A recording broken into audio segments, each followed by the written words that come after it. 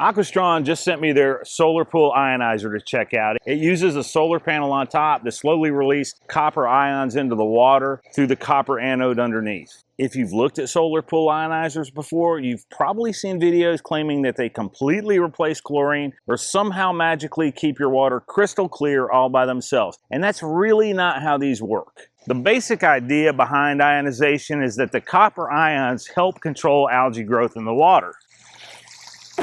So instead of relying completely on chlorine to do all the work, this acts as a supplemental system which can reduce the amount of chlorine that your pool actually needs. And honestly, that's the important distinction here that most people don't understand. What this product is really designed to do is to help slow algae growth and reduce chlorine demand. And that can mean less chlorine consumption, softer feeling water, potentially fewer harsh chlorine smells, and probably a little less maintenance, provided your pool already has a balanced chemistry. The nice thing about this model is it's completely solar powered, so there are no wires or batteries to deal with. You basically just drop it in the pool and let it float. And the copper anode on this one is fairly substantial compared to some of the cheaper pool ionizers on the market. Now here's the part that a lot of videos leave out. This is not a replacement for proper pool chemistry. You still need sanitizer in the water, you still need to test your chemistry, you still need proper filtration and circulation. If somebody buys this thinking they're going to stop maintaining their pool completely, they're probably going to be disappointed.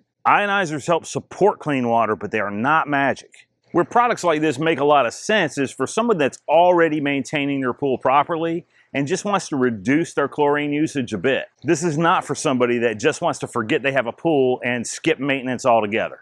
But adding one of these to an already properly maintained pool can be a game changer, especially during the hot summer months when chlorine gets burned off quickly by UV exposure. Copper ions can definitely help suppress algae a bit and reduce the workload. But there are some trade-offs you need to be aware of. Now, AQUASTRONG sends you copper test strips, and the reason they do that is because if your copper levels get too high, it can stain surfaces or discolor blonde hair. Now, the hair thing isn't a problem for me, but the point is this doesn't totally eliminate pool maintenance. In addition to the test strips, they also give you a wire brush to do some cleaning with. As far as the wire brush and the cleaning go, you do want to make sure that you don't touch that steel cathode to the copper anode, and I'll go over that a little bit later in the video. It's just something to take note of. The cord is basically to tether it in the sun. For the most part, I'm in the sun all day, so I won't need to use this, but if you have shady areas in your pool, this will come in handy to tether it into a sunny area because it is solar. Personally, I think the biggest benefit here is potentially lowering your chlorine demand while keeping your water feeling a little gentler. And of course, keeping those potential algae outbreaks in check.